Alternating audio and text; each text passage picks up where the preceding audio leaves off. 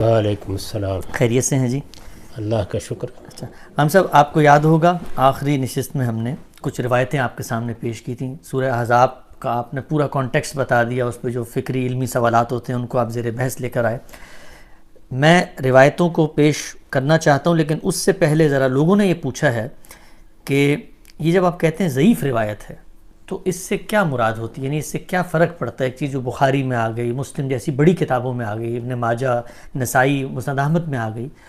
اور قرآن مجید ایک بات کہہ رہا ہے، رسول اللہ کی نسبت سے اگر کوئی بات پہنچ گئی ہے وہ ضعیف ہے، تو مطلب اس سے فرق کیا پڑتا ہے کہ ہم اس کو قابل اعتنا نہیں سمجھیں؟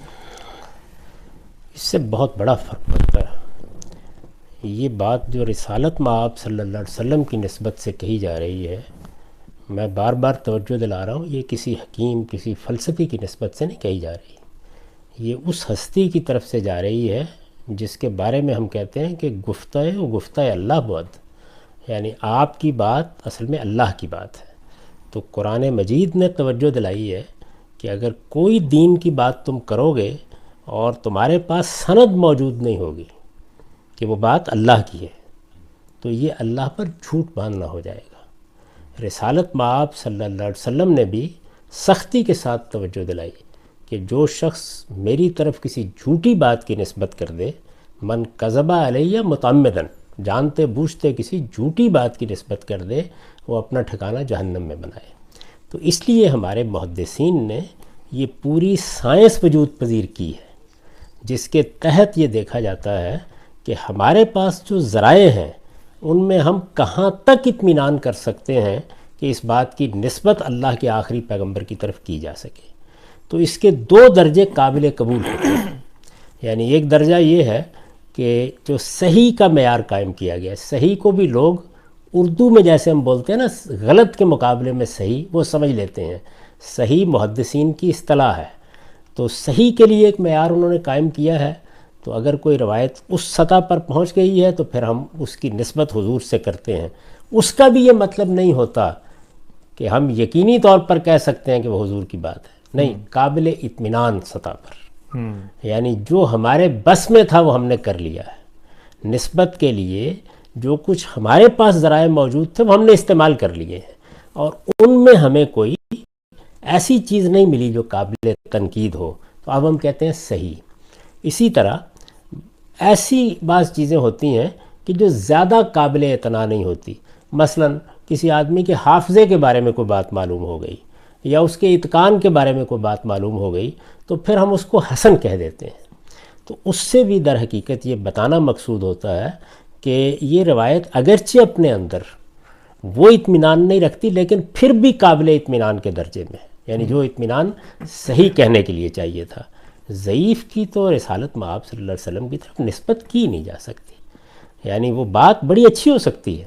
بہت عمدہ ہو سکتی ہے، ممکن ہے کہ وہ بات بھی ٹھیک ہو، لیکن جب محدثین کے بنائے ہوئے اصول کے لحاظ سے ضعف متعین ہو گیا، اور خاص طور پر اگر کسی کی سیرت اور کردار کے بارے میں سوال پیدا ہو گیا ہے راویوں میں سے، اسی طریقے سے اگر اتصال کے بارے میں کوئی سوال پیدا ہو گیا ہے کہ یہ تو اس زمانے کے لوگ ہی نہیں ہیں،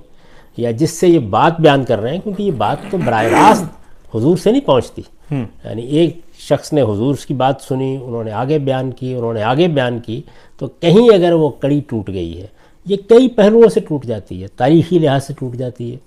درمیان میں کسی ایسے شخص کا ذکر کر دیا جاتا ہے کہ محدثین اپنی ساری سعی و جہد کے باوجود یہ بتا ہی نہیں سکتے کہ کون آدمی ہے، جس کو کہتے ہیں نا کہ یہ تو مجہول ہے، یعنی کسی شخص کے بارے میں جہالت طے ہو گئی۔ اسی طرح سے بہت سے ایسے اعتراضات پیدا ہو جاتے ہیں کسی شخص پر اس کے مجموعی رویے کو دیکھ کر، یہ منکر الحدیث ہے، یہ باتیں ایسے ہی بیان کرتا رہتا ہے، واہل حدیث ہے، اس کے منہ پر جو آئے بیان کر دیتا ہے، تو یہ اصل میں محدثین کی تحقیق کے نتائج ہوتے ہیں۔ اور اس میں اصول یہ ہے کہ آپ رسالت مآب صلی اللہ علیہ وسلم کی طرف نسبت کرتے وقت آخری درجے کی احتیاط کریں گے۔ ضعیف روایت اگر کبھی قبول کی جاتی ہے کسی درجے میں تو صرف اجتہادی امور میں قبول کی جاتی ہے، یعنی ایک ایسی بات کے بارے میں کہ جس کو ہم اپنے علم و عقل کی روشنی میں بھی سمجھ سکتے ہیں، اس کی پیغمبر کی طرف نسبت سے دین میں کسی چیز کا اضافہ نہیں ہو رہا، یا دین کی کوئی خاص انٹرپریٹیشن متعین نہیں ہو رہی، تو وہاں پر بھی پہلے ہم اس مقدمے کو عقلی طور پر متعین کرتے ہیں، پھر اس میں اگر کسی ضعیف روایت کا ذکر کرنا ہو تو کرتے ہیں۔ تو یہ وہ چیز ہے کہ جو حضور کی نسبت سے بات کرنے میں احتیاط کی بنیاد پر ہمارے علم نے اختیار کیا ہے۔ مسلمانوں کے علم کی اس میں بڑی خدمات ہیں۔ میں تو ہمیشہ یہ کہتا ہوں کہ مسلمان جس علم پر فخر کر سکتے ہیں اور دنیا کے سامنے اس کو فخر کے ساتھ پیش کر سکتے ہیں، وہ علم حدیث ہے۔ یعنی ہم نے اپنے پیغمبر کی طرف نسبت رکھنے والی باتوں پر کس درجے کا کام کیا ہے، ہزاروں لاکھوں لوگوں کی زندگیوں کو دیکھا ہے، ان کے احوال دیکھے ہیں، ان کی تاریخ مرتب کی ہے، اس پر کتابیں لکھ دی ہیں، لوگوں نے اپنی زندگی لگا دی ہے، کیا چیز کرنے کے لیے کہ حضور کی نسبت سے کوئی ایسی بات جو قابل اطمینان نہیں ہے وہ آپ کی طرف منسوب نہ ہو جائے۔ تو جب ہم کہتے ہیں موضوع ہے، تو موضوع کا مطلب یہ ہوتا ہے کہ یہ بات ہی من گھڑت ہے۔ یعنی ضعیف میں ہم یہ تو نہیں کہہ رہے ہوتے کہ من گھڑت ہے، لیکن وہ اس درجے کی نہیں ہوتی کہ جہاں حضور کی طرف اس کی نسبت کی جا سکے۔ تو اس وجہ سے ضعیف روایتوں کو اللہ کے دین کی تفہیم اور تبیین میں پیش نہیں کرنا چاہیے۔ کسی اجتہادی معاملے میں آپ یہ کہنا چاہیں تو کہہ دیں۔ ٹھیک۔